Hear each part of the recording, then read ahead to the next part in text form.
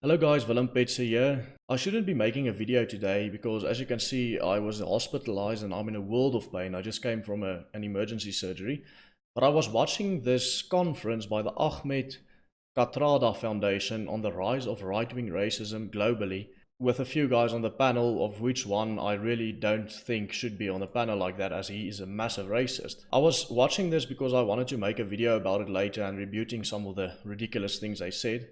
And then this happened. Something that happened that I think needs to be shared far and wide so people can see the situation in this country. There's something that happened with one of the editors of our major newspapers that I think should be shared so people can see who edits the newspapers in South Africa. Katrada Foundation, the Institute for Justice and Reconciliation, and the Center for the Advancement of Non-Racialism and Democracy. So this year, the network has called on people to unite against racism.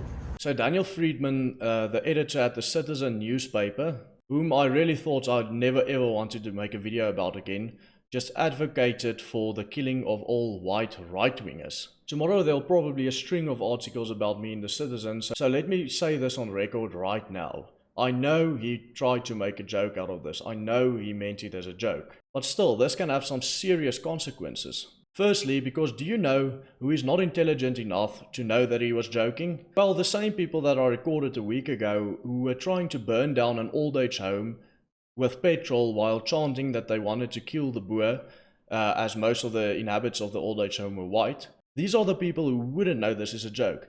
And judging by the tone and the style and the content that was produced at this conference, I can quite safely say that the people who were watching, who attended, who were watching on the YouTube video, and who watched on the SABC, there were quite a few of these burning individuals watching this clip. Secondly, just for 1 second imagine a white comedian went on stage in his brown or khaki shirt and said, "Kill all Jews" or "Kill all black people."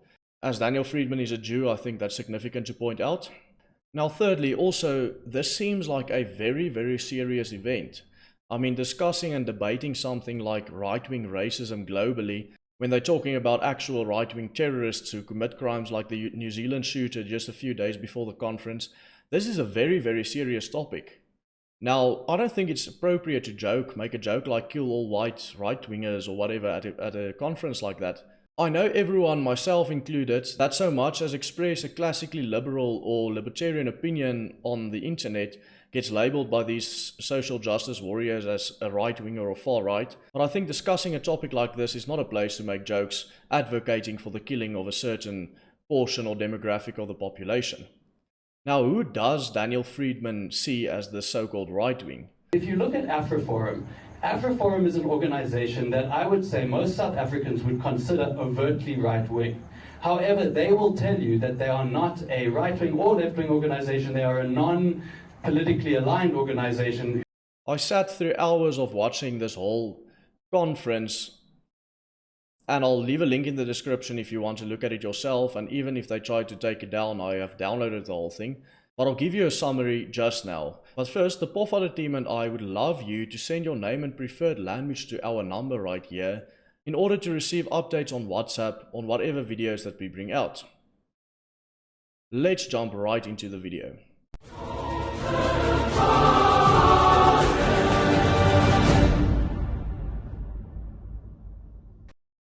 Now, firstly, I think I need to point out that he pointed to some other solutions to this so-called problem of right-wingers in South Africa, where he advocated for ridiculous things like mind control or, loving them to death or just joining them and become a racist yourself or whatever he wanted to say.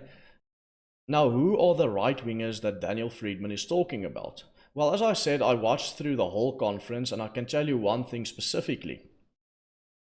Especially Daniel Friedman, but most of the other guests as well, were ranting all the time about AfriForum and AfriForum's associates. Trying to paint, they probably don't even know this, but they're talking about the solidarity movement. Trying to paint the solidarity movement as right-wing and then saying let's kill all white right-wingers means that he's advocating for killing the at least 600,000 people that belong to these organizations. which is quite troubling in a time and in a country where we live where these things can be taken seriously by the exact same people who are trying to do it all the time. This is also troubling because last time I made a video about Daniel Friedman, he said no, there's nothing hateful about him or his video where he made jokes about genital mutilation and the torture of white people and all that. He said no, it's just satire. Secondly, it's very important to note that this is the news editor at the Citizen newspaper. So a newspaper that claims to be objective, and give you objective news, are out there advocating to kill all white right-wingers, as he puts it. Then lastly, let's talk about the real-world effects of this.